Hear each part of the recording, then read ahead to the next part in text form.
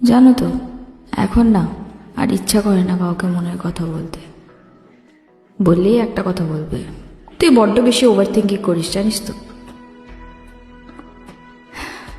হ্যাঁ, করি আমি ওভার থিঙ্কিং, কিন্তু কেউ কি জানতে চেয়েছো কোনোদিনও যে কেন করি আমি ওভার থিঙ্ক?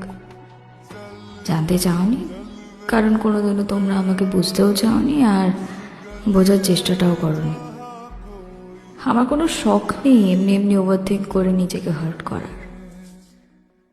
ওভার থিঙ্কিং কেন করি জানো? কারণ আমি ভয় পাই আমার কাছের মানুষগুলো যাতে আমার থেকে দূরে না চলে যায়। আমি ভয় পাই যে আমি মা বাবার স্বপ্ন পূরণ করতে পারবো তো। আমি ভয় পাই যে মা বাবার স্বপ্ন পূরণ করতে করতে নিজের স্বপ্নকে হারিয়ে ফেলবো না তো।